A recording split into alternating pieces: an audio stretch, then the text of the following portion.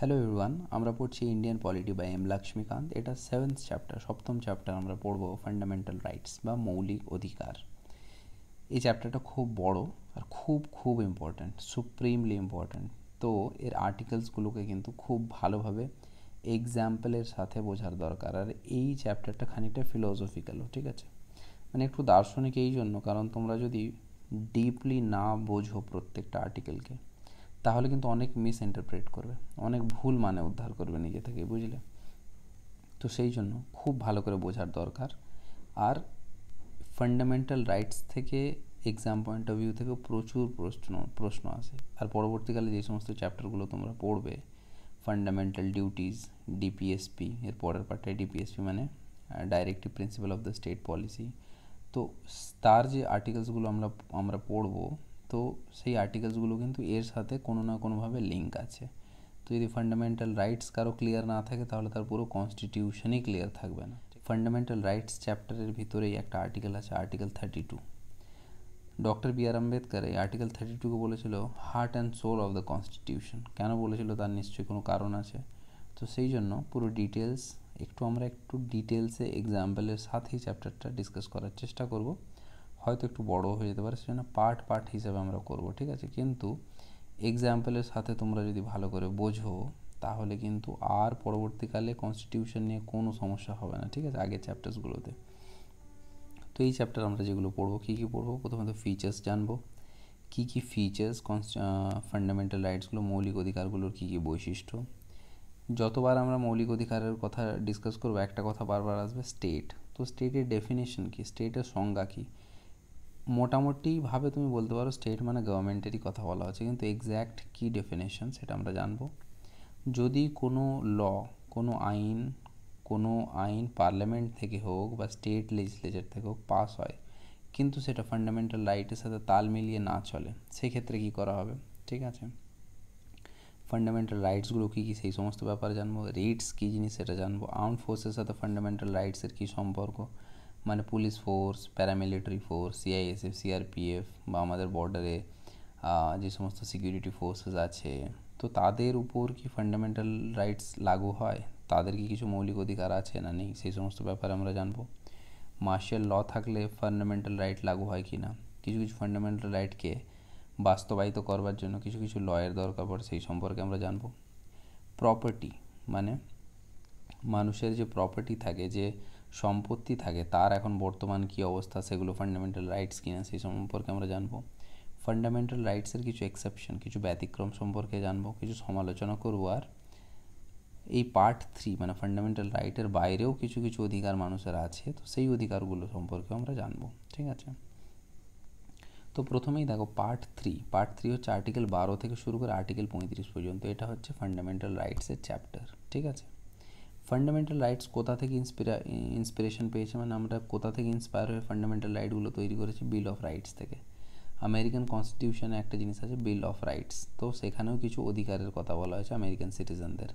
সেখান থেকে উদ্বুদ্ধ হয়ে আমরাও ভারতে ফান্ডামেন্টাল রাইটস এনেছি, যাতে কিছু অধিকারের কথা বলা হয়েছে প্রত্যেকটা ভারতীয় সিটিজেনকে।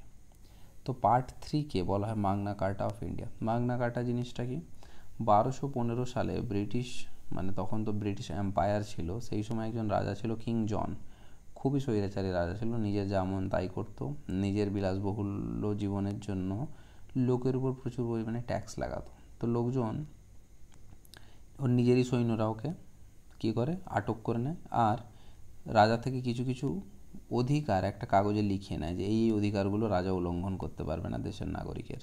তো ওগুলোকেই বলা হয় মাগনা কার্টা, ওই যে ডকুমেন্টটাকে, ঠিক আছে।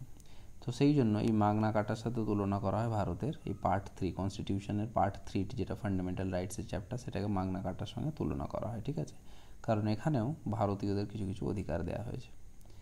ভারতের যে কনস্টিটিউশনের ফান্ডামেন্টাল রাইটস, সেগুলো হচ্ছে জাস্টিসিয়েবল মানে হচ্ছে কোনো জিনিস যখন জাস্টিসিয়েবল হয়, সেটা যদি কেউ না মানে, তাহলে তুমি কিন্তু কোর্টে যেতে পারো, ঠিক আছে।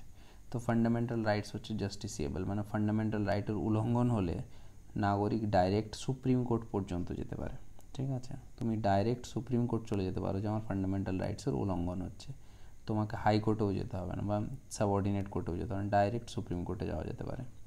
ঠিক আছে। আর নন জাস্টিসিয়েবল মানে যে সমস্ত জিনিসের উল্লঙ্ঘন হলে কোর্টে যাওয়া যায় না। যেমন যখন আমরা ফান্ডামেন্টাল ডিউটিস, মৌলিক দায়িত্বের কথা বলবো, মৌলিক দায়িত্বগুলো কনস্টিটিউশনে লেখা তো আছে, কিন্তু কেউ যদি দায়িত্ব পালন না করে তাকে কোর্টে অভিযুক্ত করা যাবে না। ঠিক আছে, ওটা জাস্ট মোরাল অব্লিগেশন দেওয়া হয় কারো উপরে। তো ফান্ডামেন্টাল রাইটগুলো হচ্ছে জাস্টিসিয়েবল। ঠিক আছে, আর খুবই এলাবোরেটভাবে কিন্তু মানে খুবই বিস্তৃতভাবে বর্ণনা করা আছে ভারতের কনস্টিটিউশনে। অন্যান্য দেশের কনস্টিটিউশনে ফান্ডামেন্টাল রাইটস আছে, সেগুলো লিখে দেওয়া হয় 1 লাইনে 2 লাইনে, অত বিস্তারিত বর্ণনা করা থাকে না। ভারতের কনস্টিটিউশনে কিন্তু বিস্তৃত বর্ণনা করা আছে। ঠিক আছে, ফান্ডামেন্টাল রাইটসগুলো প্রত্যেকটা সিটিজেনকে গ্যারেন্টি সহকারে দেওয়া হয় উইদাউট এনি ডিসক্রিমিনেশন। ডিসক্রিমিনেশন মানে পক্ষপাতিত্ব করা, যে ধনী লোককে ফান্ডামেন্টাল রাইট দেওয়া হয়, গরিবকে দেওয়া হয় না, এমন কিন্তু না। ঠিক আছে, প্রত্যেকটা মানুষকে কিন্তু ফান্ডামেন্টাল রাইটস দেওয়া হয়েছে, পক্ষপাতিত্ব করা হয়নি। ফান্ডামেন্টাল রাইটসগুলো যদি ঠিকঠাক করে পালন করা হয় তাহলে একটা পিওর ডেমোক্রেসি, আইডিয়াল ডেমোক্রেসি কিন্তু সৃষ্টি হবে। যদিও সম্পূর্ণভাবে ফান্ডামেন্টাল রাইটসগুলো লাগু হয় না, অনেক রেস্ট্রিকশন থাকে, কিন্তু যদি সম্পূর্ণভাবে লাগু হতো তাহলে কিন্তু আইডিয়াল ডেমোক্রেসি প্রমোট হবে। ঠিক আছে, আর অথরিটেরিয়ান রুল হবে না। অথরিটেরিয়ান রুল মানে স্বৈরাচারী শাসক, মানে যে শাসক নিজের ইচ্ছে মতো কাজকর্ম করে। কিন্তু ফান্ডামেন্টাল রাইটসগুলো আছে বলেই কোনো দেশের শাসকই, মানে আমাদের দেশে যেহেতু আছে, আমাদের দেশের শাসক কিন্তু স্বৈরাচারী হয়ে উঠতে পারবে না, কারণ কিছু কিছু রেস্ট্রিকশন স্টেটের উপর লাগানো আছে ফান্ডামেন্টাল রাইটসের দ্বারা। Government of law not of man, এটা কিন্তু খুব ইম্পর্ট্যান্ট একটা টার্ম। একটা এক্সাম্পলের সাথে বোঝার চেষ্টা করো। ধর্মতলা থেকে তুমি টি শার্ট কিনতে গেছো একটা দোকানে, ওই দোকানটা 2 ভাই চালায়। ঠিক আছে, এক ভাই যদি থাকে, বড় ভাই যখন থাকে ও বেশ ভালো ডিসকাউন্ট দেয়। ঠিক আছে, 50% ডিসকাউন্ট দেয়। কিন্তু যখন ছোট ভাই থাকে, ছোট ভাই কিন্তু যদি থাকে সে তোমাকে কোনো ডিসকাউন্ট দেবে না, এমআরপিতেই দেবে। তাহলে দেখছো এখানে তোমার ডিপেন্ড করছে যে তুমি কী সার্ভিস পাবে, ডিপেন্ড করছে কে ওইখানে রয়েছে। মানে এই ব্যাপারটাকে বলা হয় ল অফ ম্যান, মানে মানুষ বদলে গেলে লও বদলে যাবে। যেমন তোমরা শোনো, আকবর একজন জেনারেস রাজা ছিল, কিন্তু অরঙ্গজেব খুবই নিজের ইচ্ছা মতো রুল করার চেষ্টা করতো, তো রাজা বদলে গেছে, শাসন বদলে গেছে। কিন্তু যখন রুল অফ ল হয় তখন কি একটা নির্দিষ্ট ল মেনে চলতে হয়। আবার এক্সাম্পলে যদি চলে যাই, ধর্মতলাতেই তুমি ওই দোকানে না গিয়ে তুমি চলে গেলে প্যান্টেলুন্সে কাউন্টারে যেই থাকুক না কেন, যদি 50% ডিসকাউন্ট লেখা থাকে 50% ডিসকাউন্ট তাকে দিতেই হবে, তাই না? কাউন্টারে যেই থাকুক না কেন, তাহলে এটা হচ্ছে rule of law.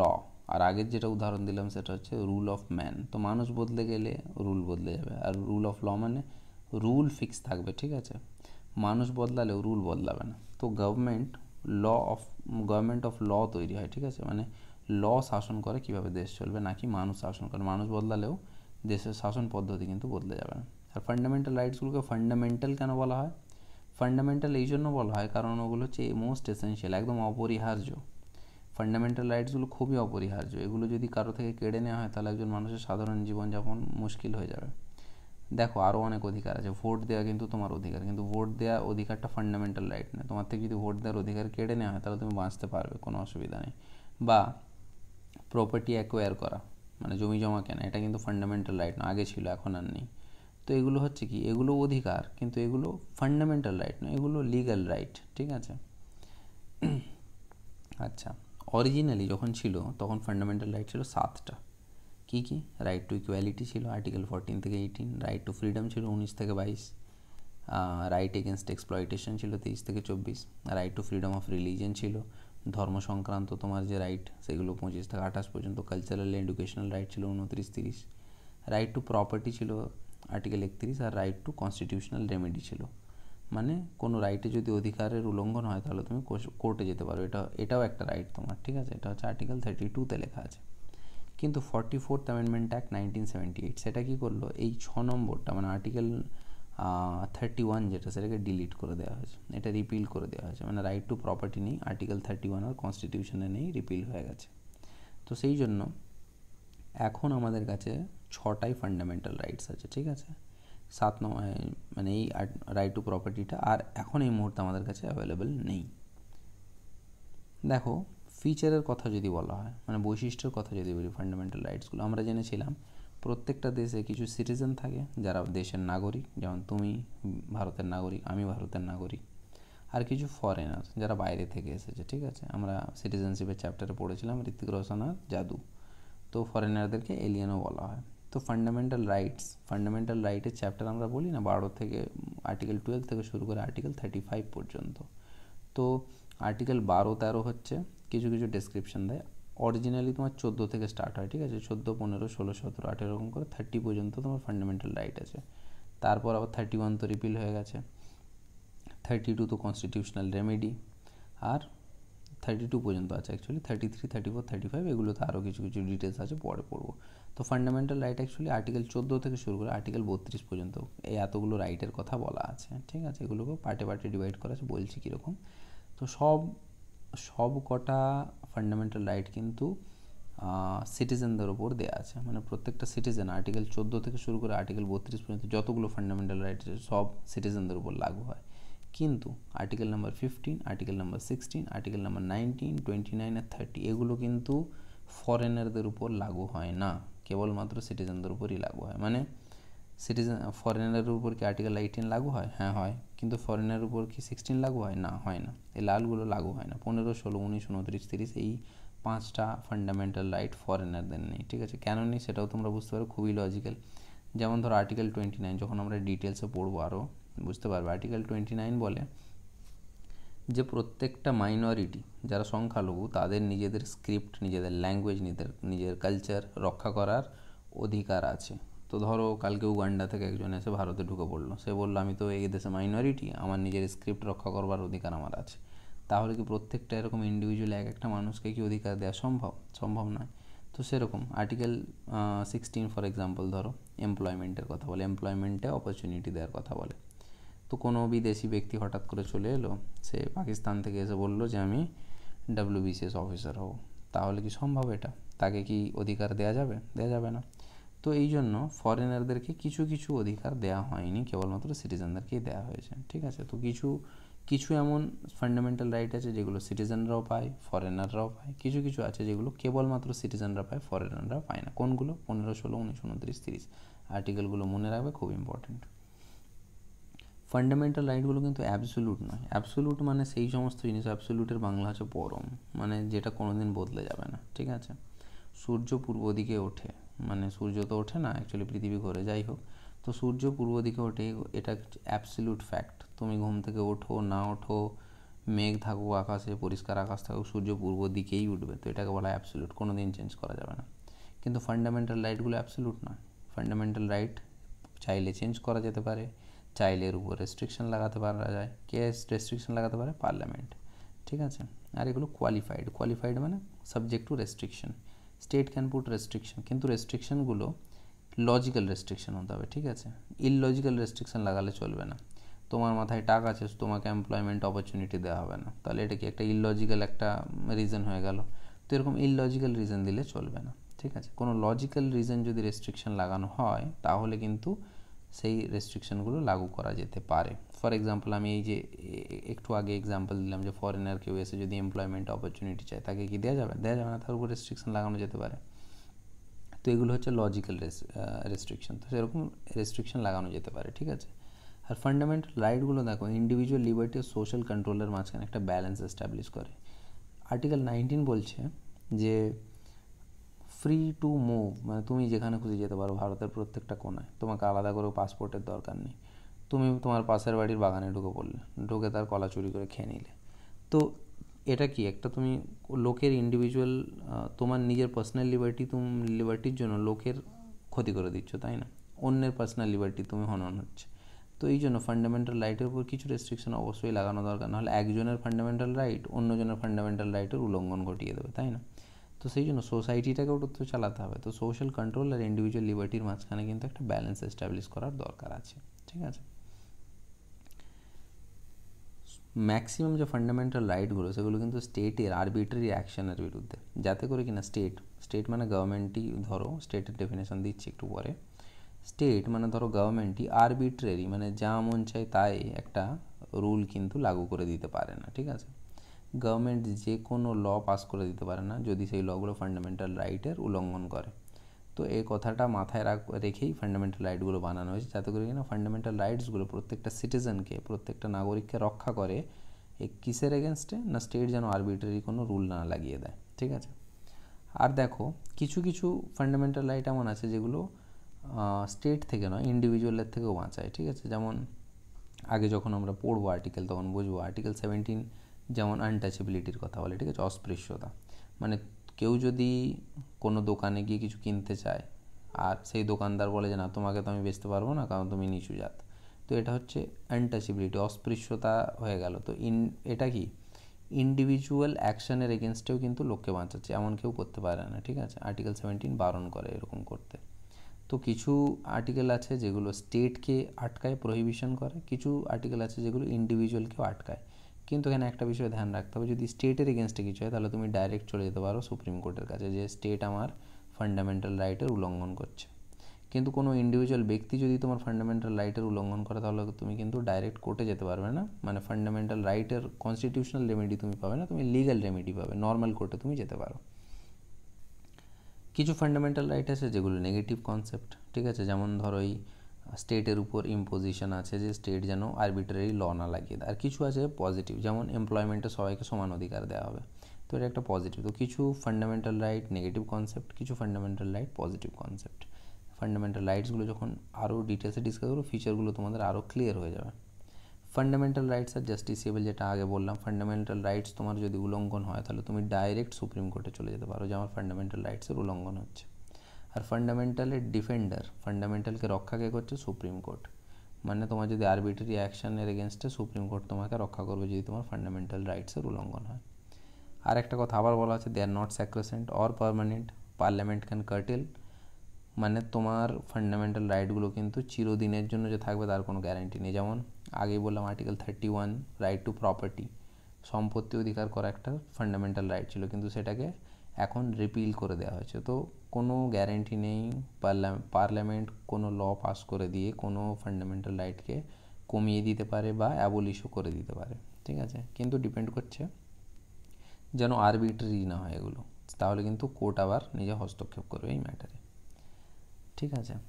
Fundamental রাইটসগুলো suspend করে দেওয়া যেতে পারে, ঠিক আছে। সাসপেন্ড কিছুক্ষণের জন্য ফান্ডামেন্টাল রাইটস সাসপেন্ড হয়ে গেল মানে ফান্ডামেন্টাল রাইটের অধিকার কেউ পাবে না, ঠিক আছে। তাদের স্কোপ, ফান্ডামেন্টাল রাইটের স্কোপ 3টে জিনিস দ্বারা লিমিট করা হয়। কী জিনিস ভালো করে দেখো, বোঝার চেষ্টা করো। ফান্ডামেন্টাল রাইট যদি ঘোড়ার মতো হয় তুমি দৌড়ে বেড়াচ্ছ, তোমাকে 3টে বাউন্ডারিতে ফান্ডামেন্টাল রাইটকে আটকে রেখে দেওয়া আছে। একটা হচ্ছে 31A, মানে আর্টিকেল 31A এর বাউন্ডারি আছে, সেটাকে বলা হয় ল্যান্ড অ্যাকুইজিশন। ল্যান্ড অ্যাকুইজিশন সংক্রান্ত কোনো লয়ের এগেনস্টে যদি তোমার ফান্ডামেন্টাল রাইটের উল্লঙ্ঘন হয় তাহলে তুমি বলতে পারবে না যে আমার ফান্ডামেন্টাল রাইটসের উল্লঙ্ঘন হচ্ছে। আর্টিকেল 31B বলছে 9th শিডিউলের আন্ডারে কোনো ল যদি ঢুকে যায়, কোনো একটা আইন পাস করা হলো তাকে 9th শিডিউলে প্লেস করে দেওয়া হলো, তো সেই লটা তোমার ফান্ডামেন্টাল রাইটস উল্লঙ্ঘন করছে, তুমি কিন্তু বলতে পারবে না যে আমার ফান্ডামেন্টাল রাইট উল্লঙ্ঘন হয়ে গেলো, আমি সুপ্রিম কোর্টে যাব। আর থার্ড বলছে যে 31C, এগুলো আর্টিকেলের নাম্বার, ঠিক আছে, 31A, 31B, 31C।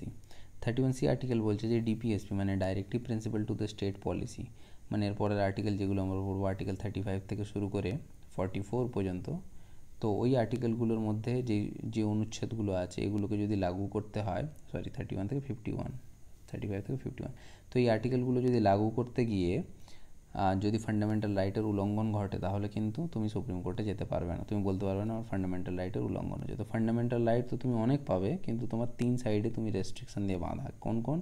31A land acquisition, 31B 9th শিডিউলের যদি থাকে, 31C ডাইরেক্টিভ প্রিন্সিপাল যদি অ্যাপ্লাই করতে গিয়ে তোমার ফান্ডামেন্টাল রাইটের উল্লঙ্ঘন হয় তাহলে কিন্তু তোমার ফান্ডামেন্টাল রাইটের উল্লঙ্ঘন হলেও তুমি কোর্টে যেতে পারবে না, ঠিক আছে।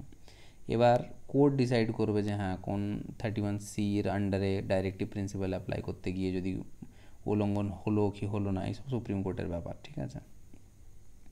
আর যেটা বললাম এমার্জেন্সি যদি লাগু হয়, ঠিক আছে, এমার্জেন্সি কখন লাগু হয়? যখন এমার্জেন্সি চ্যাপ্টার পড়বো ডিটেলসে পড়বো। এখন খালি জেনে রাখো এমার্জেন্সি 3টে কারণে লাগু হতে পারে। আর্টিকেল 352 3টে কারণে লাগু হতে পারে।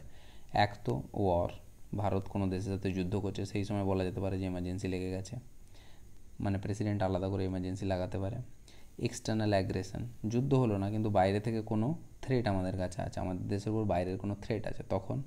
অথবা আর্মড রেবেলিয়ন, মানে দেশের মধ্যেই একদল লোক অস্ত্র জোগাড় করে গভর্নমেন্টের বিরুদ্ধে যদি লড়াই ডিক্লেয়ার করে দেয়, তাহলে এই 3টে রিজনের জন্য আর্টিকেল 32, আর্টিকেল 352 লাগানো যেতে পারে তখন তাকে বলা হবে এমার্জেন্সি লেগে গেছে। তো এমার্জেন্সি যদি লেগে যায় তাহলে যতগুলো ফান্ডামেন্টাল রাইট আছে 14, 15, 16, 17, 18, 21, তো এগুলো সব, সরি 21 না, 21, 22, 23, তো সব কিছু এই সব ফান্ডামেন্টাল রাইট তোমার সাসপেন্ড হয়ে যাবে। মানে তুমি তখন বলতে পারবে না, এমার্জেন্সির সময় তুমি বলতে পারবে না যে আমার আর্টিকেল 18 আমার উপর লাগু হচ্ছে না কেন, বা আমার আর্টিকেল 23, 24 কেন লাগু হচ্ছে না, ঠিক আছে? সব ফান্ডামেন্টাল রাইট তোমার সাসপেন্ড হয়ে যাবে।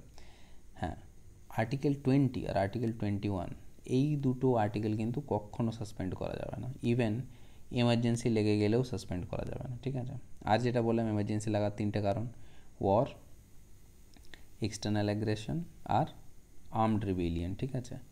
তো আর্টিকেল 19 তো তখনই সাসপেন্ড হবে যদি ওয়ার বা এক্সটার্নাল অ্যাগ্রেশনের কারণে যদি এমার্জেন্সি লেগে থাকে, ঠিক আছে? যদি ইন্টারনাল ম্যাটার যদি হয়, মানে আর্মড রিবেলিয়ন, দেশের ভিতরেই কোনো ম্যাটার নিয়ে যদি এমার্জেন্সি লাগু হয়ে গিয়ে থাকে, তাহলে কিন্তু আর্টিকেল 19কে সাসপেন্ড করা যাবে না। আর্টিকেল 19 সাসপেন্ড করা যেতে পারে কেবলমাত্র একটাই কারণে, ওয়ার বা এক্সটার্নাল অ্যাগ্রেশন হলে। আর্টিকেল 20, আর্টিকেল 21 কখনোই সাসপেন্ড করা যায় না, আর বাকি আর্টিকেলগুলো কিন্তু এমার্জেন্সি লাগলেই সাসপেন্ড হয়ে যায়, ঠিক আছে? তো এই হলো ম্যাটার। আর কি ফিচার আছে? ফান্ডামেন্টাল রাইটসকে অ্যাব্রোগেট করা যেতে পারে পুলিশ বা আর্মড ফোর্সেসের জন্য। মানে ধরো সাধারণ মানুষের উপর আরবিট্রারি ল লাগাতে পারবে না, কেন? কারণ ফান্ডামেন্টাল রাইটের ছাতা মানুষের মাথার উপর আছে। কিন্তু আর্মড ফোর্সে যারা আছে, ঠিক আছে, মানে আর্মড ফোর্সে এয়ারফোর্স হোক, ইন্ডিয়ান আর্মি হোক, নেভি হোক, বা প্যারামিলিটারি ফোর্সেস হোক, বা পুলিশ হোক, তাদের উপর কিন্তু ফান্ডামেন্টাল রাইটের ছাতা নেই। মানে তাদের যদি ফান্ডামেন্টাল রাইটের উল্লঙ্ঘন হয় তাহলে হতে পারে, ঠিক আছে, তারা কিন্তু সাধারণ নাগরিকের মতো ফান্ডামেন্টাল রাইটের ডিমান্ড করতে পারবে না, এটা আর্টিকেল 33 বলছে, ঠিক আছে? কোথাও যদি মার্শাল ল লেগে যায়, মার্শাল ল মানে হচ্ছে মিলিটারি রুল, কোথাও ধরো কোনো এক্সট্রাঅর্ডিনারি সিচুয়েশান ক্রিয়েট হলো, যেমন কাশ্মীরে তোমরা শুনে থাকো অনেক সময় নানান রকমের সমস্যা সৃষ্টি হয়, তো সেই ওখানে মাঝে মাঝে মার্শাল ল লাগিয়ে দেওয়া, মানে সিভিল অ্যাডমিনিস্ট্রেশনটাকে মিলিটারির হাতে তুলে দেওয়া হয়, যে মিলিটারিকে প্রচুর পাওয়ার দিয়ে দেওয়া হয়, তো ওটাকে বলে মার্শাল ল। তো কোথাও যদি মার্শাল ল লাগে তাহলে ওখানে ফান্ডামেন্টাল রাইটের উল্লঙ্ঘন হতে পারে। আর কি বলা হচ্ছে, কিছু ফান্ডামেন্টাল রাইটস আছে যেগুলো অটোমেটিক্যালি লাগু হয়ে যায়, ওটাকে লাগু করবার জন্য আলাদা করে কিন্তু কোনো ল পাস করতে হয় না, ঠিক আছে? ফর এক্সাম্পল দেখো আর্টিকেল 19, আর্টিকেল 19 বলছে যে তুমি যা খুশি বলতে পারো, ফ্রিডম অফ স্পিচ বা freedom of association, freedom of movement, তুমি যা খুশি বলতে পারো, তুমি যেখানে খুশি যেতে পারো, তো এগুলো যে আর্টিকেল 19 বলা আছে। তো এটাকে লাগু করবার জন্য আলাদা করে কোনো রুল পাস করবার দরকার নেই। কিন্তু কিছু আর্টিকেল আছে যেগুলোকে অ্যাপ্লাই করবার জন্য রুল পাস করতে, যেমন এক্সাম্পল হচ্ছে 21-এ right to education, primary education পাওয়ার জন্য একটা অ্যাক্ট পাস করা হয়েছিল পার্লামেন্টে, right to preliminary education act 2009 সম্ভবত। তো এরকম কোনো ফান্ডামেন্টাল রাইট অ্যাপ্লাই করবার জন্য ল পাস করতে হতে পারে, কিছু কিছু ফান্ডামেন্টাল রাইট অটোমেটিক্যালি অ্যাপ্লাই হয়ে যায়, তার জন্য কোনো রুল পাস করতে হয় না। আর মনে রাখতে হবে ফান্ডামেন্টাল রাইট সংক্রান্ত যা কিছু বিষয়, যা কিছু আইন পাস করবে একমাত্র পার্লামেন্ট, ঠিক আছে? কারণ পার্লামেন্ট যে অ্যাক্ট পাস করে সেগুলো পুরো দেশে লাগু হয়, কোনো স্টেট লেজিসলেচার যে অ্যাক্ট পাস করে সেগুলো কেবলমাত্র সেই স্টেটে লাগু হয়। তো সেই জন্য স্টেট লেজিসলেচার কিন্তু ফান্ডামেন্টাল রাইট সংক্রান্ত কোনো আইনে ছেড়ছাড় করে না, যা করে পার্লামেন্ট করে, ঠিক আছে? এবার যে কথাটা বলছিলাম, ডেফিনিশন অফ স্টেট, স্টেটের যে সংজ্ঞা, স্টেট কাকে বলবো। প্রথম কথা তো দেখো আর্টিকেল 12, যেটা আর্টিকেল 12 থেকে 35 ফান্ডামেন্টাল রাইট, তো প্রথম আর্টিকেলেই বলে দেওয়া আছে স্টেট জিনিসটা কি। স্টেট হচ্ছে কি, executive and legislative organ of government, central government, ঠিক আছে, executive legislative organ of state government, local authority, panchayat, municipality, all statutory non-statutory authority or government companies like LIC SAIL. আর ওয়াইডার সেন্সে সুপ্রিম কোর্ট এটা বলেছে যে even private company working under the direction of state falls in this definition. কী ব্যাপার বুঝি ভালো করে। দেখো সবচেয়ে উপরে থাকে সেন্ট্রাল গভর্নমেন্ট, রাইট? তো সেন্ট্রাল গভর্নমেন্টের দুটো, মানে এমনি তো গণতন্ত্রের 3টে অর্গান তোমরা জানো, লেজিসলেটিভ মানে হচ্ছে যেখানে আইন তৈরি হয়, এক্সিকিউটিভ যারা আইন প্রণয়ন করে, আর জুডিশিয়ারি মানে কোর্ট যারা আইনের উল্লঙ্ঘন হলে জাজমেন্ট শোনায়। তো জুডিশিয়ারির কথা এখানে বাদ দাও, লেজিসলেটিভ অর্গান আর এক্সিকিউটিভ অর্গান, ঠিক আছে? তো সেন্ট্রাল গভর্নমেন্টের লেজিসলেটিভ অর্গান, সেন্ট্রাল গভর্নমেন্ট থাকে টপে, সেন্ট্রাল গভর্নমেন্টের লেজিসলেটিভ অর্গান কোনটা? পার্লামেন্টের ল তৈরি হয়, তো পার্লামেন্টকে স্টেট বলা যাবে। আর এর এক্সিকিউটিভ অর্গান কোনগুলো? প্রেসিডেন্ট, পিএম, ঠিক আছে, পিএমের যে ক্যাবিনেট অফ মিনিস্টার্স, ঠিক আছে। এছাড়া পুরো বিউরোক্রেটিক যে স্ট্রাকচার, মানে secretary, under secretary, joint secretary, তার নিচে তোমার যত ডিপার্টমেন্ট আছে সেই ডিপার্টমেন্টের ভিতরে যা কিছু আছে সমস্ত কিছু তোমার এক্সিকিউটিভ অর্গানে পড়ে। তো সেন্ট্রাল গভর্নমেন্টের লেজিসলেটিভ অর্গান, এক্সিকিউটিভ অর্গান, ঠিক আছে। এবার সেন্ট্রাল গভর্নমেন্টের পর বাকি পাওয়ারগুলো পায় স্টেট গভর্নমেন্টস। তো প্রত্যেকটা স্টেট গভর্নমেন্টের আবার কী আছে, একটা করে লেজিসলেটিভ অর্গান আছে, মানে স্টেটে যেখানে তোমার আইন তৈরি হয়। পশ্চিমবঙ্গে যেমন বিধানসভা ভবন, ঠিক আছে। তো পশ্চিমবঙ্গের বিধানসভাটা হচ্ছে স্টেটের লেজিসলেটিভ অর্গান, তো এটাও স্টেটের আন্ডারে পড়ে। মানে পশ্চিমবঙ্গের বিধানসভা যদি কোনো ভুলভাল আইন পাস করে আমরা বলবো যে স্টেট ভুলভাল আইন পাস করেছে, ঠিক আছে। বা সরকারের, স্টেট গভর্নমেন্টের, রাজ্য সরকারের যে এক্সিকিউটিভ অর্গান, মানে সিএম, গভর্নর, সিএমের যে ক্যাবিনেট অফ মিনিস্টার্স, ঠিক আছে, তার ভিতরে সেক্রেটারি, আন্ডার সেক্রেটারি, যত ডিপার্টমেন্ট আছে সমস্ত কিছু, তো এগুলো হচ্ছে তোমার এক্সিকিউটিভ অর্গান। তো এগুলো সব কিছুকে আমরা স্টেট বলবো। ইনফ্যাক্ট থার্ড টায়ার যেটা, ঠিক আছে, পঞ্চায়েত বা মিউনিসিপ্যালিটি, তো পঞ্চায়েত বা মিউনিসিপ্যালিটির যে স্ট্রাকচার, পঞ্চায়েত মিউনিসিপ্যালিটি সবাইকে আমি স্টেট বলবো। এছাড়া যে গভর্নমেন্ট কোম্পানিগুলো আছে, ঠিক আছে, সেল, এনটিপিসি, রেল তো এমনি গভর্নমেন্টের একটা ডিপার্টমেন্ট মনে করো, ঠিক আছে।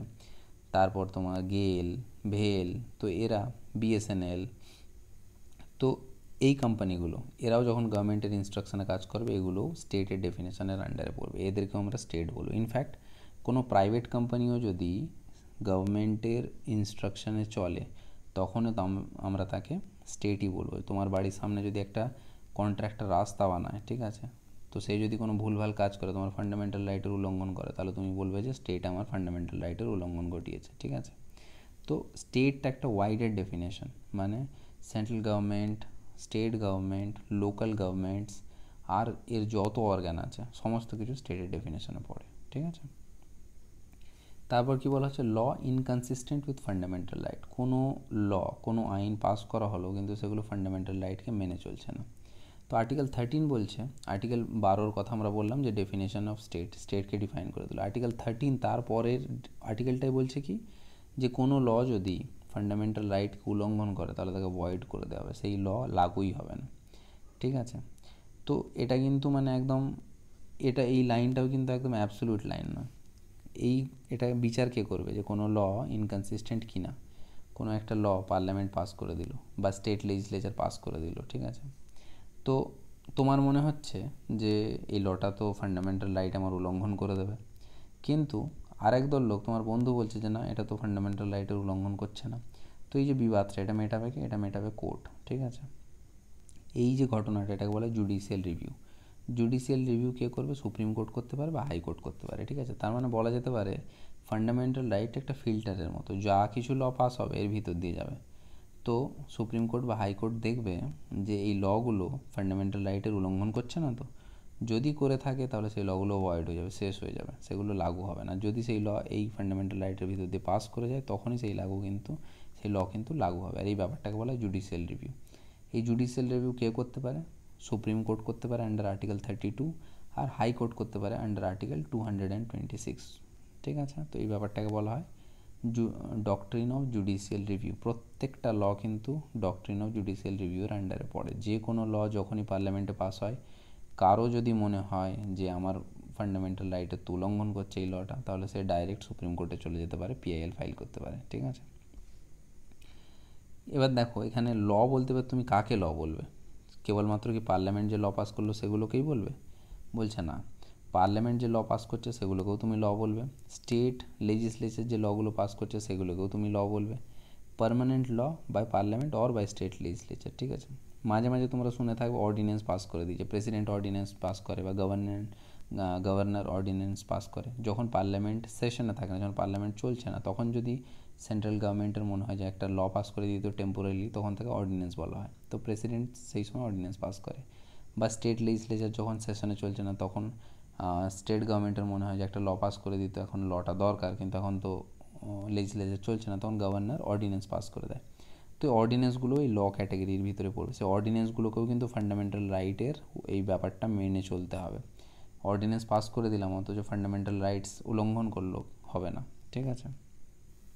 কোনো এক্সিকিউটিভ অ্যাকশন মানে তুমি দেখতে পাও যে ডিএম অফিস থেকে একটা অর্ডার বেরিয়ে গেল, রেগুলেশন বেরিয়ে গেল, বা বিডিও অফিস থেকে একটা সার্কুলার বেরিয়ে গেল, বা তোমার লোকাল পুলিশ স্টেশন একটা সার্কুলার বার করে দিল, একটা ল বার করে দিল, একটা রুল বার করে দিল, বিএসএনএল একটা সার্কুলার বার করে দিল যে যাদের আয় মাসে 5,000-এর কম তাদের বাড়িতে কানেকশান দেওয়া হবে না। তো এরকম একটা ভুলভাল রুল পাস করে দেওয়া হলো। বলছে এই রুলগুলোও কিন্তু ফান্ডামেন্টাল রাইটে যদি উল্লঙ্ঘন করে তাহলে কিন্তু সুপ্রিম কোর্ট বা হাইকোর্ট জুডিশিয়াল রিভিউ করতে পারে, আর যদি উল্লঙ্ঘন করে তাহলে এগুলোকেও ভয়েড করে দেওয়া যেতে পারে। ঠিক আছে, আচ্ছা, আরেকটা কথা কি যে non legislative action by authority of force, মানে যে কোনো অথরিটি হোক, পুলিশ অথরিটি হোক, এই যে বললাম ডিএম বিডিও, তাদের জিনিসগুলোও কিন্তু তোমার এই লয়ের আন্ডারে পড়ে। ঠিক আছে, সেগুলো কিন্তু ফান্ডামেন্টাল রাইটসের উল্লঙ্ঘন করলে সেগুলো অ্যাভয়েড হয়ে যাবে। সুপ্রিম কোর্ট কেশবনন্দা ভারতী কেস 1973-তে বলেছিল যে বেসিক স্ট্রাকচারকে অ্যামেন্ড করা যাবে না। ঠিক আছে, দেখো ফান্ডামেন্টাল কোনো ল পার্লামেন্ট পাস করলো, সেগুলো ফান্ডামেন্টাল রাইটের উল্লঙ্ঘন করছে, তো কোর্ট বলল যে এই ল তো তোমার চলবে না, এই ল তো তোমার ভয়েড। তো পার্লামেন্ট কী করলো, ফান্ডামেন্টাল রাইটই বদলে দিল। পার্লামেন্টের কাছে অধিকার আছে ফান্ডামেন্টাল রাইট চেঞ্জ করার। তো সেটাই বলছে যে কেশবনন্দা ভারতী কেসে সুপ্রিম কোর্ট বলেছে তুমি পার্লামেন্ট চাইলে বেসিক ইয়েগুলো চেঞ্জ করতে পারে, ফান্ডামেন্টাল রাইটগুলো চেঞ্জ করতে পারে, কিন্তু বেসিক স্ট্রাকচার চেঞ্জ করতে পারে না। তোমার মাথায় এলো বেসিক স্ট্রাকচার কী জিনিস আবার, তো বেসিক স্ট্রাকচার ব্যাপারটা কি সেটা আমরা জানবো। বেসিক স্ট্রাকচার মানে ওভারঅল ধরে রাখো এমন কিছু কিছু জিনিস যেগুলো একদম বেসিক জিনিস, ঠিক আছে, কনস্টিটিউশনে, সেগুলো যেন না বদলে যায়। তো এখন আমাদের কাছে 6টা ফান্ডামেন্টাল রাইট, আগেই বললাম 7টা ছিল, এখন 6টা হয়ে গেছে। কী কী? Right to equality, right to freedom, right against exploitation, right to freedom of religion, cultural and educational right, আর রাইট টু কনস্টিটিউশনাল রেমেডি। তো প্রত্যেকটা নিয়ে আমরা ডিটেলসে ডিসকাশন করব পরের লেকচারে। ঠিক আছে, প্রত্যেকটা দেখো ফান্ডামেন্টাল রাইটটা একটু বেশি সময় নেব আমি, কিন্তু আমি তোমাদের বললাম না অনেক এক্সাম্পল দিয়ে বুঝবার ব্যাপার আছে এখানে। যত ডিপলি এই জিনিসটা বোঝে না ফান্ডামেন্টাল রাইটস, আগের চ্যাপ্টারগুলো তোমাদের কাছে জলের মতো হয়ে যাবে। যে কোনো ইস্যু কারেন্টে যখন আসবে সেগুলো কিন্তু তোমাদের খুব ভালো একটা ভিত তৈরি থাকবে বুঝবার জন্য। ঠিক আছে, তো আজ এই পর্যন্তই রইল, পরের লেকচারে দেখা হবে। Thank you so much for watching this video till the and.